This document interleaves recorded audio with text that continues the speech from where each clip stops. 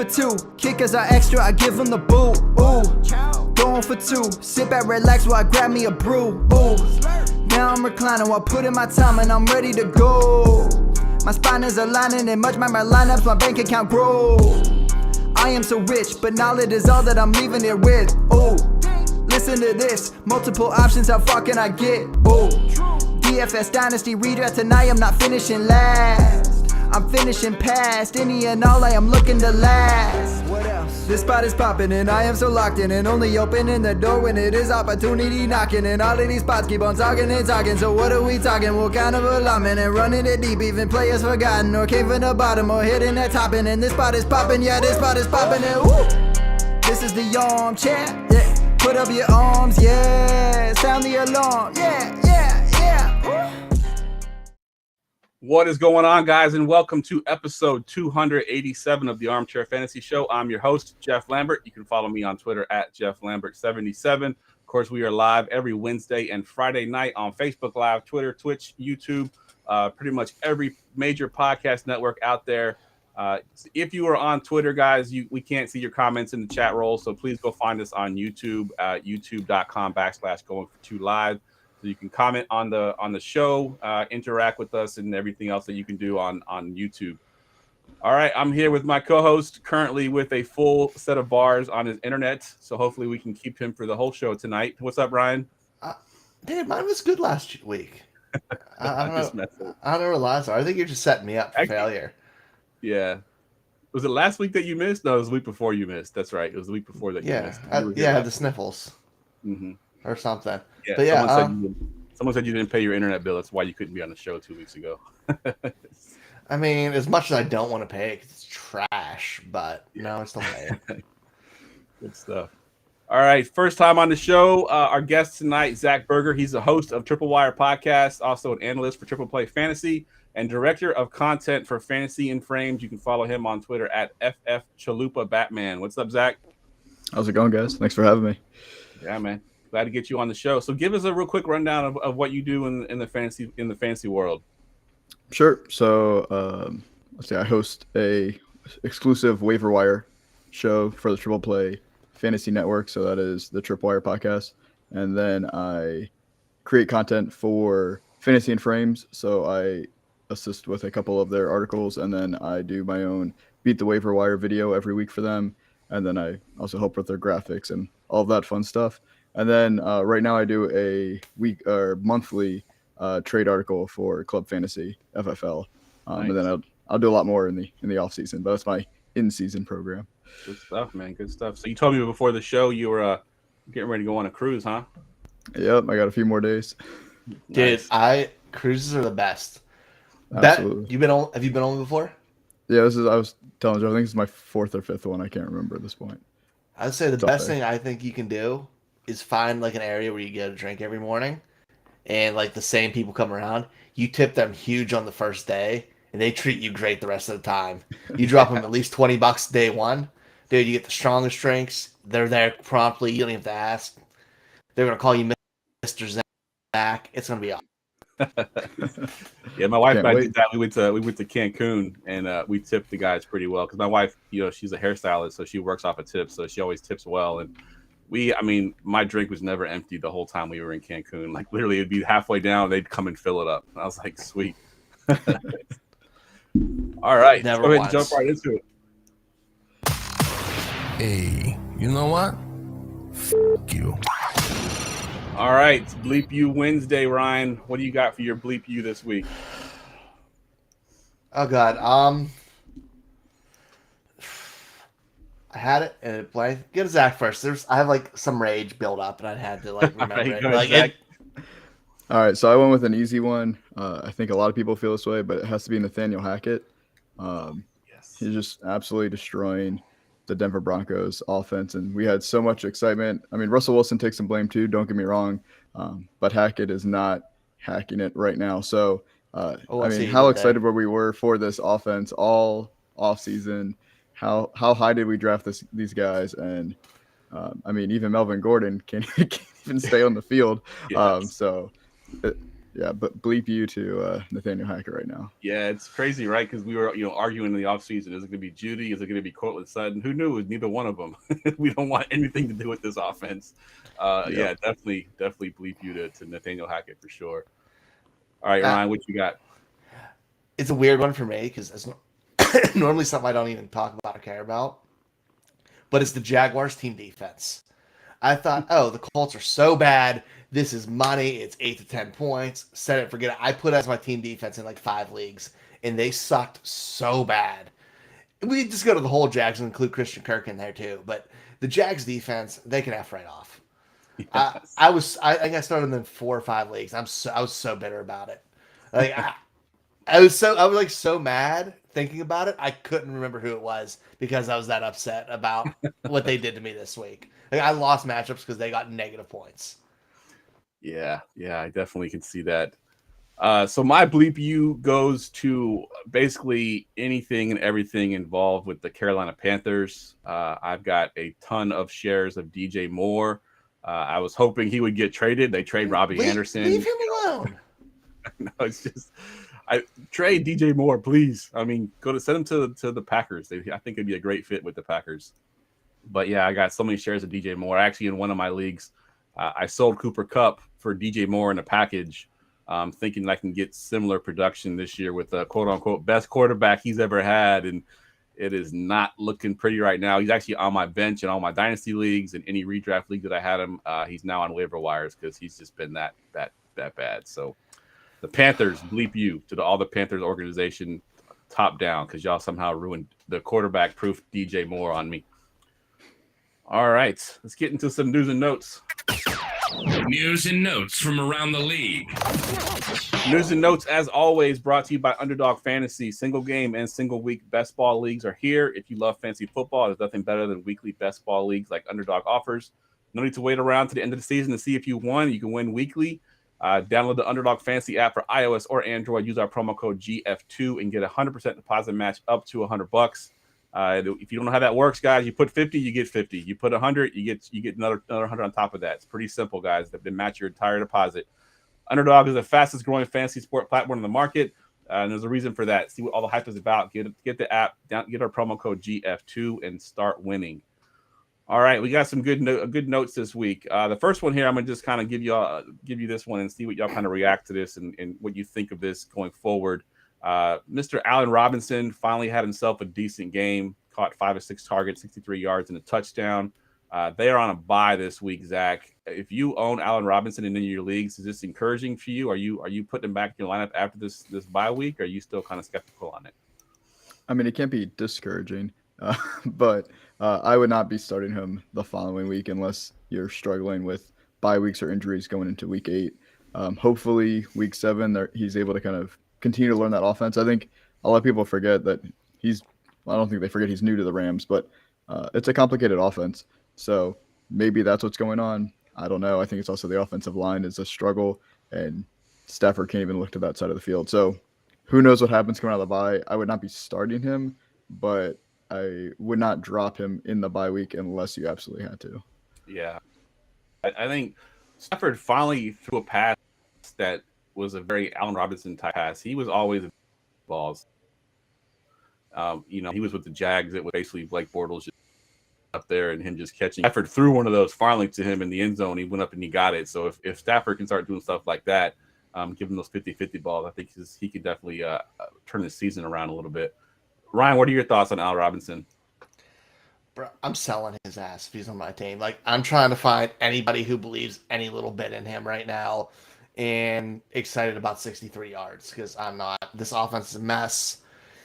Stafford isn't Stafford right now. That offensive line's atrocious. Their running games, I don't even want to talk about that. Like, it's an absolute mess. I want nothing to do with anything on that name Cooper Kupp. Like, if I can sell him for peanuts, I will. Like, I want him gone. I don't even want the inkling or the thought of having to start him in my mind. I would much rather try to start like a Tyquan Thornton than him and play some upside. But I would never do that because his name's Allen Robinson. So I just want him out of my line of sight. Just like for my own mental well-being. Be gone. Yeah, I wrote a Fantasy Pros blurb. They do buy sells every week, and I wrote Allen Robinson as a sell. And I was like, as an owner of Allen Robinson, you've been waiting for this game, right? This is the game that you keep saying, if I can get a big game, I could sell him. Don't waste his opportunity. You got a whole entire bye week to try to sell him. See if you can get someone to bite on him and get him off your roster. I still don't trust that this offense is going to be good enough to get him the ball going forward. So sell now while you can. All right, this next one here is just specifically for you, Ryan, because I know you wanted to get on your little soapbox here and talk about your boy who finally got his opportunity here, Mr. Ken Walker. He had almost 100 yards there and had a touchdown that was a pretty impressive 11-yard touchdown. The way he kind of just juked everybody out. Talk about Ken Walker a little bit and what you're doing with him in your fantasy leagues. Oh, that jump, that hop step he did in the backfield on that one long run was just a thing of beauty. Dude, he's good. It was just a matter of him getting in the starting lineup. I'm starting him every single game, no matter what. Right now, like he's an RB2 at worst, but he's more or less an RB1. Like, I'm viewing him as an RB1 from here on out. This team loves to run the ball. The offense is way better than we expected, which means he gets more opportunities. Yeah. And like we saw, he got 21 rush attempts, plus he was involved in the passing game. That's a workhorse in a time where no running backs are getting volume at all. He got in his first start. It's wheels up, man. Like, I feel more comfortable starting him than 80% of the running backs in fantasy football right now. Yeah. Now, I watched this game on Red Zone. And it's what? Oh, I'm sorry. Go ahead. You were cutting off there. I watched it. Go ahead. I'm going to stop talking. You ahead. Oh, my bad. You got, the top, right outside the top 5 right now. You have, Leonard Fournette, Josh Jacobs, even Derrick Henry. I'm more comfortable starting Ken Walker than any of those guys. I feel really good about him. Yeah. What I was trying to say is with Ken Walker, I watched it on Red Zone, so I didn't see every single game. I haven't looked at the box score, but I think he had pretty much every touch for a running back, right? I mean, there wasn't anybody else that was involved, I don't believe. I know they got DJ Dallas there, and Travis Homer, I think, has been on the injured reserve there. But I can't remember seeing any other running back get a carry or a touch in that game. So I'll check and see if they did, but I don't feel like they did or didn't get many if they did. What are your DJ thoughts Dallas on was in Ken Walker? I love Ken Walker. DJ Dallas was in for some third down plays. It seemed like he was more exclusive to that, probably for pass protection. Kenneth Walker's still learning all that, but he was still getting plenty of receptions on first and second down, so positive sign. But Kenneth Walker is definitely a wheels up, as Ryan said.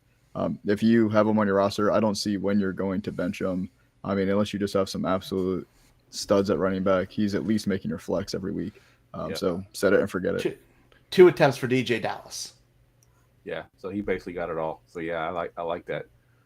All right, Zach, I'm gonna go to you on this one. Talk about this Arizona receiving core here. So Marquise Brown out at least 4 to 6 weeks. It looks like D-Hop is coming back, and then they just got Robbie Anderson. Of course, Rondell Moore is still there too. How are you handling this whole receiving core here? If you own any pieces of this receiving core, do you think it's gonna be spread out? Do you think it's gonna be D-Hop getting the volume? Like, what are you doing with this offense? Sure. So I never drafted any D-Hop this offseason, just at where he was going in drafts. I just didn't want to wait till week 7 to play him. But if you do have him, honestly, I would try to actually trade him right now before the game happens. There's still a lot of positivity with him. Like, oh, he now doesn't have to compete with Marquise Brown. He's going to be the lead wide receiver. He could be, or he might not be. He didn't look great last season, and that was when he was allegedly maybe on something, maybe not. We don't know. But he was suspended for 6 weeks. So I would try to trade him. Based on the week 7 bye weeks, so many top wide receivers are out this week. You're probably starting him at least your flex. But I definitely would not be comfortable starting him. And then when it comes to Robbie Anderson, he's not coming anywhere near my lineup. I probably don't even want to roster him. Rondell Moore, I am very excited for the potential, especially now that he's going to probably stay in the slot. But, that offense has just been so hit or miss, and it seems like it's all fourth quarter, all Kyler Murray. So I would not feel comfortable really playing anybody but Hopkins, and I still wouldn't feel great this week. And like I said, if you can get any value for him, just go ahead and trade him away now before we see a bad game potentially. Yeah, Yeah, I know, Ryan, me and you talked a lot in the offseason about this offense and how well they spread it around. And then through the first 5 weeks of the season, it was pretty much all Hollywood Brown getting the targets. Now that he's out, D-Hop's in, Rondo Moore is finally healthy, Robbie Anderson is thrown in there in the mix. What are you doing with this offense? Other than Kyler and D-Hop, I don't really want parts of it. Like, D-Hop's going to get his touches. Like, it's just part of it. He commands them because he's an absolute monster. So I'm hesitant starting him if I have, but I'm still gonna do it. Like I can't bench him. Like I have him in Scott Fishbowl only, and I'm super excited to have him back this week. But I'm not very confident right away. But I'll be there. Like I have a week of him sitting, but I gotta take the rest sometimes. Yeah, good stuff. All right, let's finish up here with some trade rumors, Zach. Christian McCaffrey kind of mentioned in trade rumors. We talked about the Panthers and how they're a mess there.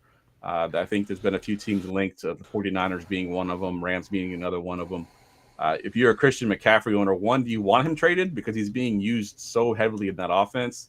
And then two, if he does get traded, where do you want to see him go?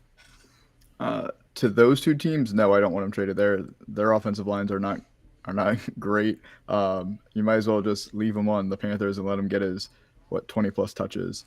I mean, he had 7 touches in the first drive this week. I mean, I think he finished with 21 touches total. So that wasn't great after that crazy start. But I mean, even when he doesn't score a touchdown, he's still putting up points for you in fantasy. That's why he was drafted so high. If he gets traded anywhere, I really can't think of a team that he would. I mean, obviously anywhere he goes, he's going to go right into you would think a starting role, but so many teams still have a decent starting running back that he's probably going to be sharing touches. I'd rather just leave him on the Panthers this year, and instead of having him have to learn a whole new offense in the middle of the season.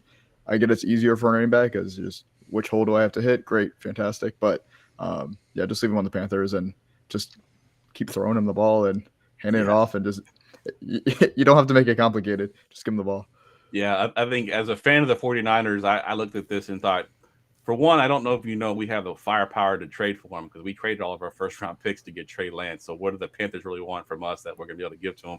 Same thing with the Rams. Trey Lance. trade Trey Lance for Christian McCaffrey. And then two, with the Rams and the 49ers, 49ers are kind of a RBBC. They always have been.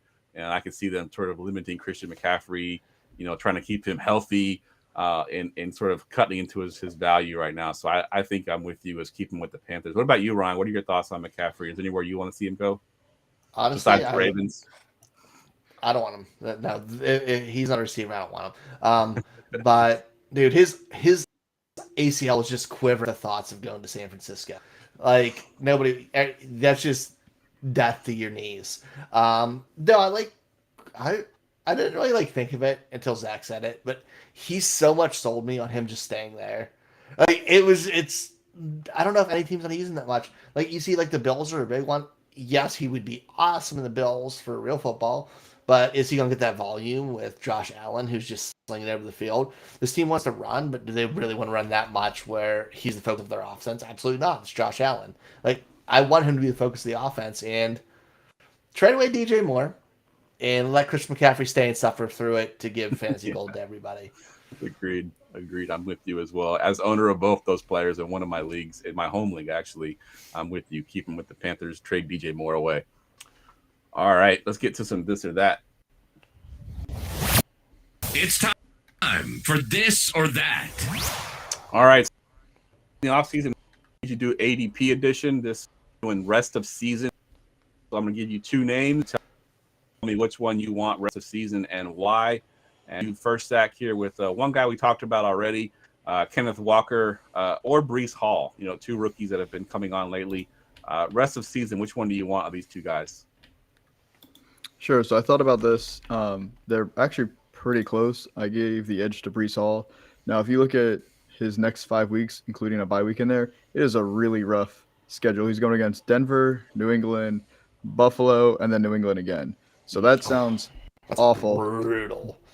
But he has a great playoff schedule. He has Detroit, Jacksonville, and Seattle. So you can't really ask for a better running back playoff schedule than that for fantasy. So I feel like they're pretty even with their offensive line is okay. They're definitely the lead running backs on their team. They don't have to compete for too many touches between the 2 of them. Maybe more so for Breece Hall, but he definitely plays more in the passing game. So I still give the edge to Breece Hall just because if you can get through basically the rest of his regular season, I mean, he could be absolute gold for you in the playoffs. Yeah, that's definitely a very juicy couple of matchups there. You can't get much better than the Lions and the Seahawks being on your schedule. Yeah, Seahawks is the championship week. Yeah, that would be awesome if you can get Breece Hall to that game for sure. All right, Ryan, going back to you here with two guys that when I wrote this, I thought were both returning in week 7, but now it sounds like that one of them may not be. But D-Hop or Keenan Allen rest of season. I've heard Keenan Allen may not come back now until week 9, so that might change your idea there. It wouldn't. I don't think it would have either way. Like even if he's back this week, the fact he has a soft tissue injury with his hamstring hurt, and he's getting up there in age. I don't like hamstring injuries on younger guys, let alone somebody creeping near 30. And DeAndre Hopkins had 160 targets last year with Kyler Murray. Yes, they spread the ball around on the other ones, but the offense goes through him. So I'm with D-Hop on that by a pretty significant margin, even though it feels really blasphemous betting against Keenan Allen. Yeah. I love Keenan Allen. Anybody that watches our Friday him. should know how much I put him in my DFS lineups, and he's been a beast. But this year with the injuries, kind of derailed his season a little bit. So I think I'm with you. I think D-Hop for me as well. All right, Zach, we're going to go with 2 boom or bust receivers here. These guys are basically to get you 40 or to get you 4. Mike Williams or Tyler Lockett rest of season. Which one you want? Sure. So I had to go with Mike Williams. Honestly, he has – I know Geno Smith has been great recently, but the QB talent is absolutely with Herbert between the two. He's averaging over 8 targets per game. I understand Keenan Allen may come back at some point, but I still think they're going to feed Mike Williams. I think it'll actually help him with Keenan Allen coming back because there'll be less attention from the defense on Mike Williams. And then Tyler Lockett just has a really average rest of season schedule. They want to run the ball on that offense. So I'm just afraid he's already averaging just over 6 targets a game. I'd much rather take the boom chances with Mike Williams. We've seen him put up some crazy numbers when he gets those 10-plus targets. That Tyler Lockett, I just feel like, is just not as safe, if we can call Mike Williams safe as a boom bust player. Yeah, exactly. I mean, if you're calling one of these guys safe, I guess you're going to go with the guy that gets more targets, and it's definitely Mike Williams. And you're right. Every week I'm waiting for Geno to turn back into a pumpkin. You know what I mean? It's like every week we're like, okay, Geno, he can't be that good. And then he ends up finding a way to still be good. But eventually I think it's going to be, we'll see the old Geno come back, and this offense will kind of fall back to the pack a little bit. So I'm with you. Mike Williams for me as well. All right, Ryan, we're going to go with this one themed washed up QBs. And rest of season, who do you want? Tom Brady or Aaron Rodgers? Both of them haven't looked very good the last couple of weeks. They haven't, but there's one big deciding factor between the two of them that separates it. It's Tom Brady's 4th in the league in pass attempts. Like, he's slinging the ball, and he's still 8 touchdowns to 1 interception. Like, he's still very efficient. They haven't been healthy at the wide receiver position, and it's slowly starting to get back. Yes, his line's garbage, but he can survive with that because it's a release. Aaron Rodgers just hates everyone and everything on his team. They want to run football and play defense. He has no connection with any pass catchers. When you look at Brady on the other side, who has, when healthy, one of the best groups in the league. So I'm going towards Brady off of volume and surrounding talent. Yeah, it's crazy, right? Because I think 2 weeks ago, he had 350 yards, I believe, but he still had a very... And 3 touchdowns. Yeah, exactly. So it's Tom Brady's, this past game killed me because I thought for sure, I had him in my DFS lineups. I thought the Steelers secondary is so banged up, he's going to rip them apart. And they kicked like 4 field goals before he finally got a touchdown towards the end there. So, but yeah, I'm with you as well. I mean, just in general, his weapons are better. He's still throwing the ball a ton. So I think it would be Tom Brady for me as well. All right, Zach, we're going to go with fool's gold tight ends here. 2 guys that no one really thought would be in the top 12, maybe just outside the top 12. But they've been really doing pretty well this season so far. Tyler Higbee or Gerald Everett, rest of season. Which one do you want out of those 2 tight ends? Sure. So let's be honest. Almost every tight end in the NFL is a fool's gold tight end at this point, other than like 3 or 4. But so looking at both of them, they both have bad offensive lines. Chargers did not have a bad offensive line until they've taken so many injuries. Everett has way more target competition on his team. And both of them have 5 targets inside the red zone, which is the 8th most for tight ends. So it's pretty even. So give me the tight end that seems to be the second read on the passing plays with Higbee. Because of that terrible offensive line, Stafford's just dumping it down to Higbee 5 yards down the field. Higbee is 4th in tight end targets. Everett is 5th. So you would think that's close. Higbee actually has 50. Everett has 36. So that's a difference of 2.3 targets per game. So when we're playing with these full skill tight ends, again, I've talked about targets a lot tonight. It's really all about those opportunities, and you're just hoping that they cash in with a touchdown. Absolutely. Yeah, I agree. Everett's been great. If you drafted him, you got him super late. But you're right. I mean, Keenan Allen's coming back.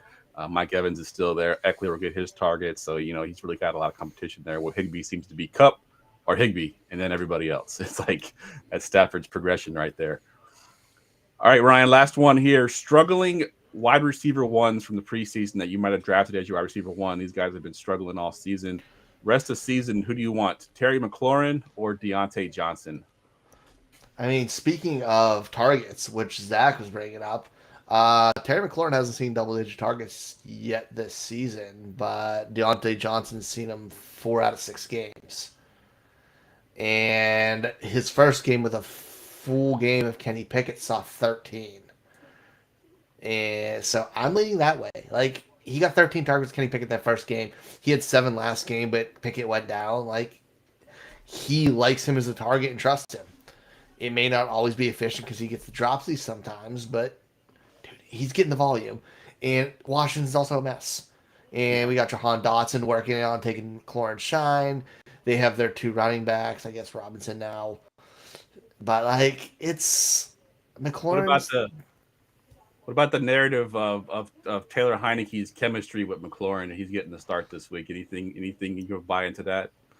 Maybe, but he also didn't have Dotson in the last 4 years. The other pass catchers there. Like, the narrative's great and it sounds great, but the situation is fully different. You can't, when you have just one good target, obviously you're going to throw to him all the time. But when you have multiple good targets, that doesn't mean the same thing whether you have chemistry or not because it's different. Fair point. All right, no house advantage, guys, is changing the game. Play pickup style contest for a shot at winning $150,000. Get the No House Advantage app. Use our promo code GF2 and get a deposit match up to $25. Bet on the up to 5 player props, overs and unders, individual player matchups across all major sport leagues, including the MMA, NASCAR, and PGA. Again, our promo code GF2. Use it at nohouseadvantage.com or get the app for the App Store. And get your first deposit up to $25, matched 100%. No house advantage because it's not just how you play, but where you play. Going for 2 Live and PlayPickUp.com present the Pickup Props of the Week. All right, we've been doing these all season. If you are in the Discord, you know that I post these polls / prop bets in the Discord channel. If you're not in the Discord channel, go get in the Discord channel. It's pinned at the top of my Twitter. You can find it at goingfor2.com as well. We got all kinds of cool stuff going on in the Discord channel.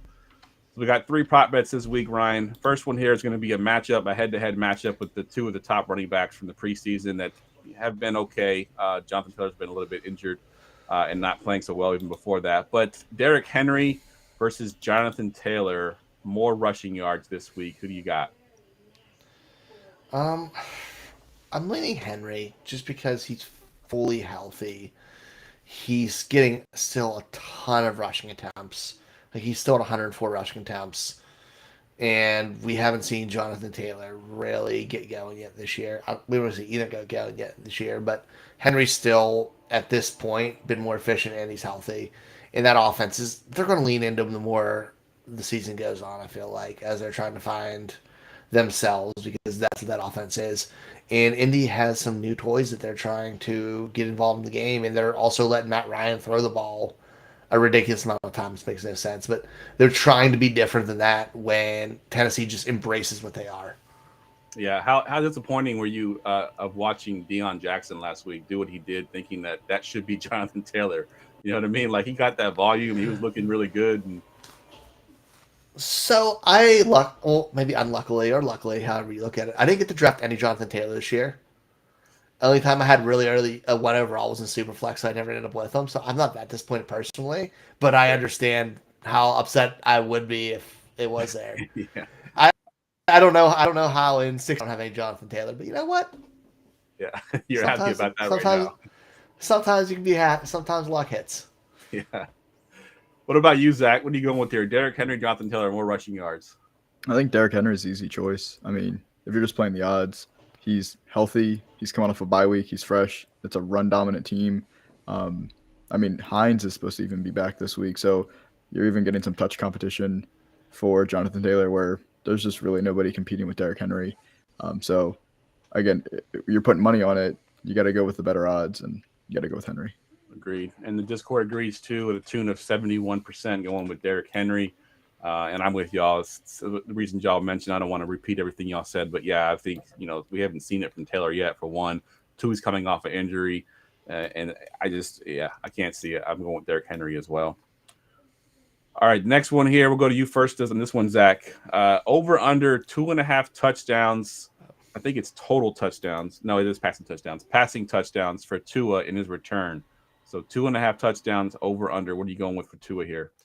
I'm going with under. I mean, again, just playing the odds. I mean, a 3-touchdown day is a huge day.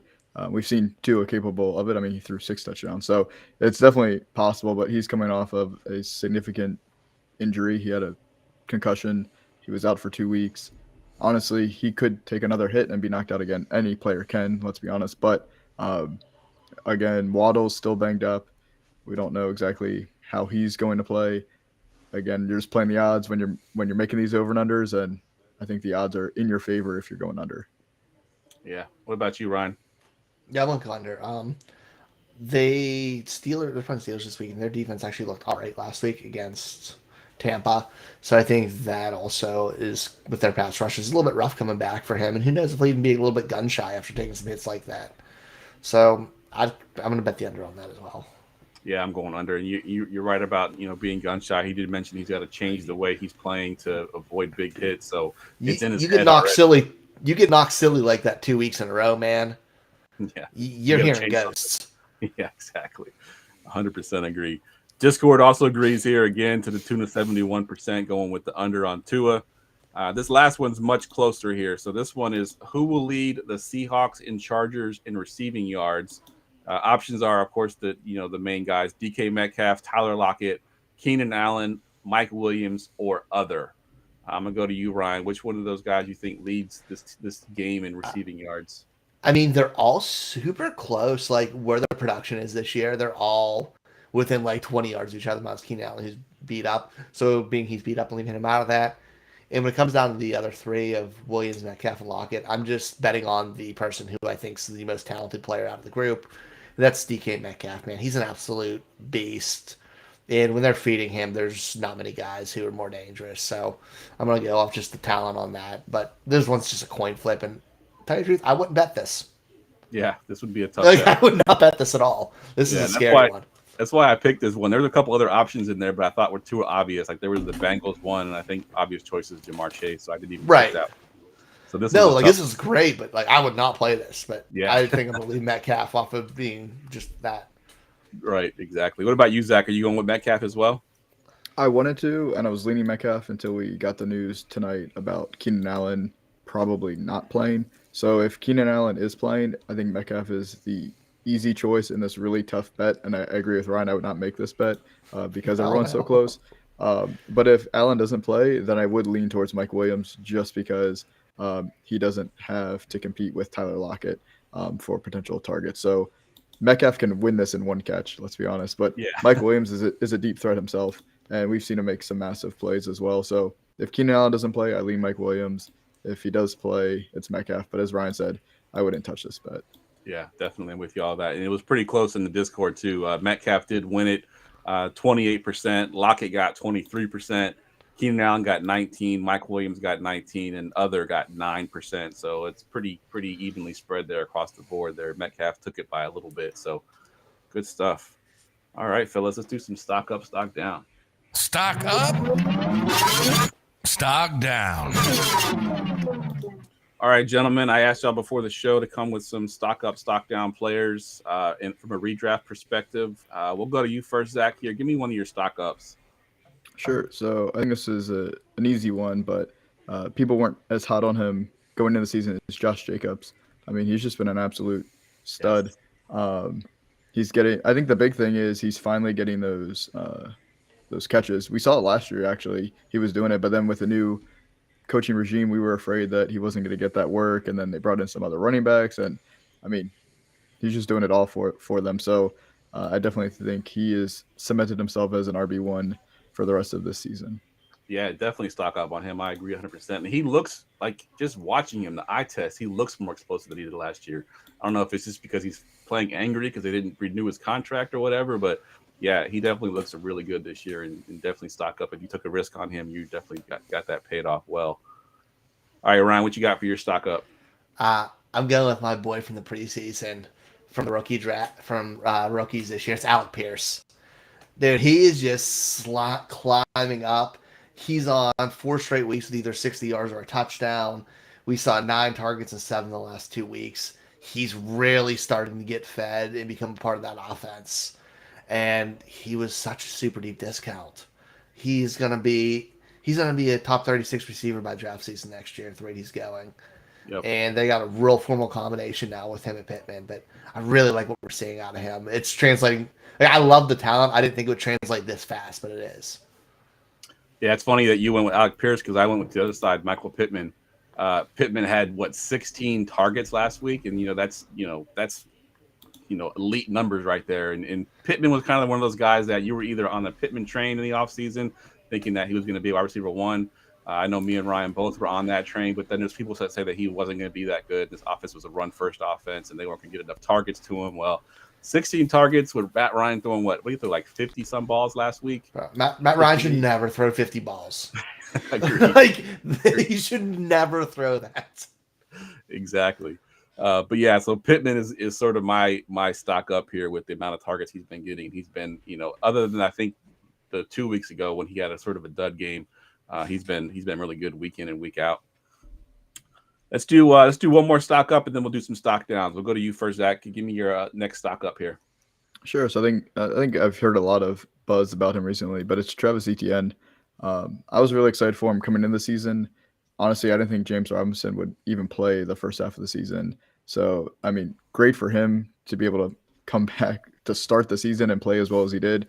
But James Robinson is, not that we're in the stock down yet, but he is definitely trending down. Their touch share is actually pretty close, but Etienne just looks way more explosive right now. He's getting so close to just breaking those big plays, and it's eventually just going to actually happen. So I think Etienne is rising up there. Yep, I'm with you 100%. And we took a little while to get there, but I know me and Ryan were both, big on ETN coming into the season. But now that he's getting those touches and the explosive plays, it's definitely working out. I was just talking the other show, a week ago, to start buying him. Yep. Before I started getting this, and it's too late now. Yep, it's too late now. All right, Ryan, stock up. What you got? Speaking of guys who I think you can buy at a discount right now, which is super weird because before the NFL draft, he was being viewed as a top 15 wide receiver. And then the Eagles traded for A.J. Brown, and it kind of screwed that up. But it's Devonta Smith. Yeah. He is secretly sitting at wide receiver 15. He's had 4 weeks with top 25 finishes, 2 in the top 12. One was number 1 overall. Yes, he has some boom bust games where he was just irrelevant, but we knew that was the player. He has that very much Brandon Cooks trajectory where he's going to end up at 1,000 yards every single year. It may not come pretty, but you know what? He's going to be the guy you play in your flex spot, and he's going to win weeks for you. And right now, he's on his way to – he might not be wide receiver 1 yet, but he's going to flirt with that for a long time, like right on that edge. And I don't think everybody's really there yet, but I think it should be. Yeah, 100% agree with that. I think after week 1, people panicked on Devonta Smith because he barely got any targets. I saw a lot of trades and people talking about draft. Did he put up a 0? He put up a goose egg. And in week 4, he put up 5 points. But every other week, we've had 15, 31, 19, 15. Like, he's had huge weeks. Yep, it's definitely. Just sometimes you got to have some patience, man. Yeah. So my last stock up here is actually more on potential than what he's actually been able to do in the field so far. That's Michael Gallup. We got news today or yesterday that Dak Prescott's finally coming back. That offense is going to be hopefully fully healthy because they're also getting back Schultz as well. Hopefully we can see the offense that we all thought they were going to be in the beginning of the season. I think Gallup will benefit from Dak Prescott being back. I think Gallup struggled the most as far as receivers go with Cooper Rush at quarterback, but I think Dak Prescott is able to stretch the field a little bit, take some more chances down the field. So Gallup is my stock up in the sort of a potential what could potentially happen going on down the road. All right, let's flip the script here and let's give us some stock down players, Zach. Sure. So I tried to cover as many players as I could. So I'm going to go with the Jets wide receivers as a stock down. They are incredibly talented. It's a very young, exciting wide receiver group, but Zach Wilson just cannot support them. And so he might be able to support one a week, which is great. Good luck choosing which one that is from week to week. So for me, they're all stock down, but I wish it wasn't true because they're just really talented and really exciting. And Zach Wilson is just not helping them out. Yep, 100% agree with that. Ryan, what you got for your stock down? I feel like it's too easy, and I feel like I shouldn't even do it because it is so easy. And it's Russ. Yeah. Like, let's ride. Come on, man. This Mr. Unlimited just looks like absolute dog shit. I don't know if it's just a terrible offense. I don't know if he's just taking too many hits in his career. I don't know if he just got his money. He's just enjoying living that Colorado life, getting high. I don't know, man. But he looks so bad, and I want nothing to do with him right now. And it's unacceptable that he is because of the talent surrounding him. Like, it's bad. Stock down for him. And he's going to be out of the top 24 quarterbacks if he keeps up this pace. Yeah. And just watching him on the sideline, like his body language is completely different. Like Russell Wilson in Seattle, if they were down or struggling, he's up clapping, talking to everybody. He was just sitting on the bench, like almost like stone faced, almost like, I don't know what the hell's going on. What am I doing here? Like, it just did not look good. So yeah, definitely the stock down for Russ as well. I actually had a stock down for all Broncos pass catchers. So we'll just group all that together there because it's the same reason for Russ. Just in general, that whole offense, I lucked out. I was down 8 points, I was up 8 points going into that Monday night game. And the guy had Courtland Sutton. So I went and I jinxed Sutton by putting him in 2 parlays on my DraftKings thing. And, of course, Sutton didn't do nothing. I ended up winning my matchup. But thanks for Russ for that one because he definitely killed Sutton on that night. All right, let's do one more stock down. Zach, what you got? Sure. So I want to preface this with I would be trying to trade for this player while his stock is down. But it's Aaron Jones. I think he's still incredibly talented. His peripherals still look really good. They're just not giving him the ball enough. And we've heard Aaron Rodgers this week basically complain about that and saying, like, he wants to give him 20 touches a game. I doubt he's getting 20 touches a game. But he's just too talented. He just hasn't been getting touchdowns. He hasn't been getting the touches that he needs. So I would be trading for Aaron Jones, but his stock is down after some poor performances the last few weeks. Yeah, and I'll just give my stock down because I had all Packers, basically. I mean, A.J. Dillon, Aaron Jones, Aaron Rodgers, any of the receivers, Christian Watson, Romeo Doubs, any of those right now I think are all stock down. So I agree there with you as well. Ryan, give me one last stock down here. I'm going with the opposite end of someone that was brought up earlier with Travis Etienne. I'm going with James Robinson. Etienne's emergence means James Robinson. We're seeing attempts go down, his total touches going down. Last 3 weeks, he hasn't seen more than 13 total touches between rushing attempts and targets in any week. The fantasy points have been single digits 3 straight weeks. And that offense has gone the other way. Unless there's an injury or something drastic happened, I think the time's done. Yeah, I agree 100%. I mean, those first couple of games, I was like, wow, where does this guy, how did he come back from this? But I don't know what happened since then, but he's not looked good at all since then. So, yeah, it's definitely a stock down for me as well. It's the emergence. It has to be the emergence of Etienne. I also think if they're playing with leads, like if this is a better team, they're playing pounding teams, lead, he may get more playing time to run the clock out. But they're not doing that. Like, the Jags just aren't there yet. And if they're playing from behind and need big plays, they're going to leave Etienne in. Yep, good point. All right, let's get some listener questions. Go ahead. Ask me anything. All right, we'll just alternate these back and forth here. First one here from the Discord, Murray626. This is a full PPR league. He's giving up David Montgomery and receiving Cortland Sutton. Which side do you like there, Zach? It's shocking based on how we've been talking about this team, but I'm taking the Sutton side. Just because, I mean, David Montgomery's still in that terrible Bears offense, and he's now possibly sharing more touches with Herbert. Who knows? I think Sutton is talented. He has the ability to play well. Hopefully there's a bounce back, but based on that guy's roster that we saw on the show sheet, I'm going to go with Sutton. Yeah, I'm with you as well. And Sutton before this last game was actually really good. I mean, he was getting like, I think 25, 26, 28% target share. He was putting up some decent numbers. He was a popular DFS play this past weekend, just kind of soured everybody on that. But yeah, I agree. I think it's Sutton as well for me. All right, Brian, this one's for you. This one's from Murph. He wants to know, would you trade away A.J. Brown and Dameon Pierce to get Travis Kelsey and Christian Kirk? He says basically he's been streaming tight ends all week, so I guess he wants to get Kelsey to sort of shore that position up. So A.J. Brown, Dameon Pierce for Travis Kelsey and Christian Kirk. Honestly, no. Like, I love the idea of Kelsey and having there. Kirk's, while he's had his great weeks, he's still a little bit inconsistent. A.J. Brown's been a stone cold stud, and Dameon Pierce is starting running back. Like, you're putting them both in every week and not worrying about it. Kirk, you have a little bit of question. I know tight end locked up, but your running backs and receivers aren't strong enough to be losing them. Plus, I think you're giving away an advantage of it. Streaming's not as bad as it seems.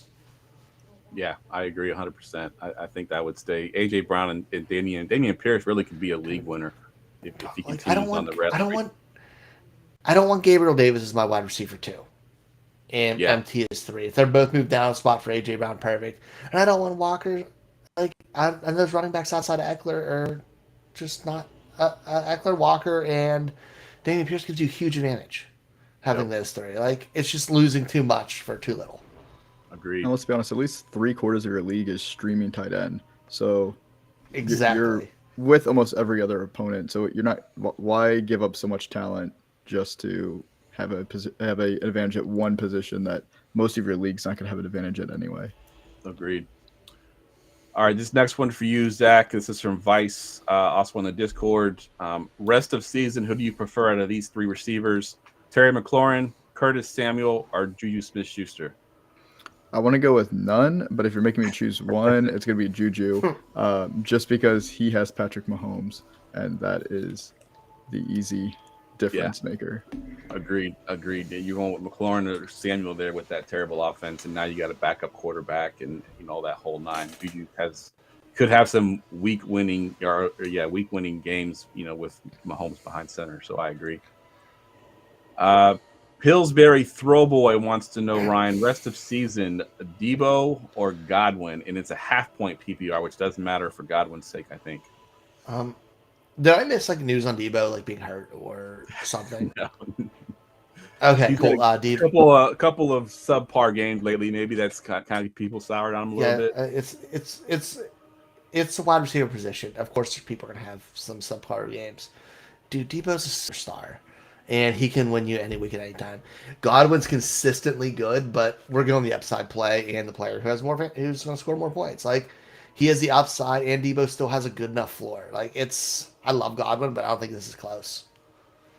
Yeah, I think Debo has best floors as far as receivers go, and he has the Cooper Kupp type upside to go with it. So I agree 100% with that one. Because Debo's he's the whole package. They'll find a way to give him the ball somehow, some way, get the ball in his hands, and good things will happen. He's a lock top 10 for me. Agreed. It's easy. All right, let's see if we get one we haven't talked about this player yet. We'll go with I guess this is Cledee. I don't even know how to pronounce that. Cledee. He wants to know, Zach, would you trade Debo Samuel and Deandre Swift for Justin Jefferson and AJ Dillon, full PPR? And he's getting the Jefferson side. I thought this was close, but I would prefer the Jefferson side, just because Jefferson is just that good. Yeah, agreed. So the difference between Swift and Dillon doesn't sway you in that way? I mean, because Dillon hasn't been looking good at all, but Swift is way better, but he's also not a pillar of health. So, I mean, we could see him come back this week, look great, and then he's out next week. So I want that. I want to get Jefferson on my team and consolidate talent. good stuff. All right, let's do one last one here. And this person's name I can never pronounce. They've had multiple questions on here, but it's Perlu 19. So rest of season, Ryan, you got 3 receivers here that have been getting a little bit of hype after this past week. Wan'Dale Robinson, Tyquan Thornton, or the recently traded Robbie Anderson. Which one do you want rest of the season? Absolutely not Robbie Anderson. Like, come on, man. Like, can we just stop with the train on him? Dude, I love Tyquan Thornton's talent, but I don't think you can get consistent volume at the receiving position for New England. And with how beat up they are in New York, the position, Wan'Dale used them in different ways. He had targets. They moved around the field. I like what they have in him. I mean, any of those two are worth a bench staff. I'm not like playing them, but I think I take the chance on Wan'Dale Robinson just because New York is just a nightmare at wide receiver. Yeah, he can get the volume just by default. I think this past weekend too, he had a good game, but he only played, I think, 24% of the snaps. So what can he do with a full complement of snaps? He's coming off of injuries. They don't want to overuse him, but yeah, I think Wan'Dale Robinson is who I'd pick as well. I mean, he's exciting. He's going to be, he could definitely do some good things in that offense with some volume. All right, it's time for our last segment of the night. Get ready for GoingFor2.com's Forgotten Fantasy Player of the Week. All right, Zach, give us your Forgotten Fantasy Player this week. Sure. So I'm going way back 10 years to Doug Martin in 2012. The old muscle hamster. Yep. Specifically week 9. Take you back. It was Tampa Bay versus the Oakland Raiders. Tampa Bay won 42-32. Doug Martin put up 55.2 PPR points. That was from 25 carries for 251 yards and 4 touchdowns. He also had 4 receptions on 5 targets for 21 yards. So his touchdown runs were a 45-yard touchdown run, 67-yarder, a 70-yarder, and then it was a 3-point game still somehow because this is when the Bucs had a terrible defense. And he scored a 1-yard touchdown with a minute 49 left to ice the game, going up 10. So we're talking 10 years ago. This was his rookie season. So I went back to look at his ADP. So from Fantasy Football Calculator, his ADP, he was the RB19 as a rookie coming out at the end of the 4th round, the 409 pick. I just wanted to go through and look at the first 12 running backs taken. So you guys have to remember this was back in 2012. So this is when everybody was taking running backs crazy high. So we had Arian Foster was the first running back taken at 102. Ray Rice at 103. LaShawn McCoy tied with him at 103. Darren McFadden, he could also be used in the segment, at 107. Chris Johnson at 108. Matt Forte at 110. So we had 6 in the first 10 picks there. And then we have DeMarco Murray at 203. Maurice Jones-Drew at 203. Adrian Peterson at 204. Jamal Charles at 206. Marshawn Lynch at 208. Steven Jackson at 310. So those are your first 12 running backs. So Martin finished as the running back 2 that season with 311 points. He was behind Adrian Peterson, who was the RB1 that year. 17.7% of his fantasy points in that season came from that one Week 9 game. Wow. And a third of his total touchdowns came from that one game. And he never really had another season like that. His closest season he came to repeating was 2015 when he finished as the RB4, but he only had 232 fantasy points. So he was about 80 points shy of what he did his rookie year. Wow. And I think a lot of people forgot about Doug Martin and how great he was that rookie year. And I like the breakdown too, because that game is that's gotta be like one of the top fantasy games of all time right there. I mean, those runs that he had, I mean, you said 70, 40 something, 60. Yeah, he had a 45, a 67, a 70, and then a 1-yarder. Wow. That's really impressive. Great job. That's a great pull right there. I love it. All right, that wraps the podcast up. Go around the room real quick. Give us your Twitter handle. If you want to plug anything, go ahead and do so. We'll go to you first, Zach. Sure. So thanks for having me, guys. You can find me on Twitter, all of my content at FF2Batman. So every Monday night, I have a live waiver wire show with the Tripwire Pod, and then we have that on our YouTube channel, Triple Play Fantasy, and as well as the podcast channel. And then typically it drops on Saturday, sometimes early Sunday, is Beat the Waiver Wire with Fantasy and Frames. That's also on their YouTube channel at Fantasy and Frames. And then you can catch all of my Fantasy and Frames article on their website as well. And I put all that out on Twitter. And then I'll have a trade article coming out in a couple weeks to give you some trade targets right before the trade deadline happens for Club Fantasy. Good stuff. All right. Ryan, what you got going on? Same as usual, man. Find me Twitter, Foss534. Find me here Wednesday nights, and find me over at the Rookie Big Board. Show comes out Wednesday mornings. Good stuff. As always, guys, you can follow me on Twitter at JeffLambert77. I want to thank Zach one more time for coming on. I appreciate you coming on the show. You're one of our more active members in the Discord channel, too, so I also appreciate that. And I just want to plug just our Going for Two Live Network, guys. Tomorrow we got the pregame show before the game, so if you want to get ready for the pregame show, they do a lot of stock up, stock down type stuff like we did tonight with Dynasty players. It's a Dynasty Gambit pregame show, so make sure you check that out. And then on Friday night, the B League. If you haven't seen the B League or talked to the B League, he's Australian. He's got probably the best voice in the fantasy industry. He does a Underdogs pick show. So if you do pick'ems on Underdog, check him out on Friday nights at 8:30. He's a maniac. He's great. He's on my shit list right now, but he's a maniac and he's awesome. I'm not talking to him at the moment, but if you wanted to hear him talk shit about me, just tune in for that, because literally every show he finds a way to talk shit about me. So if you want to hear shit talking from me, so just tune in for that.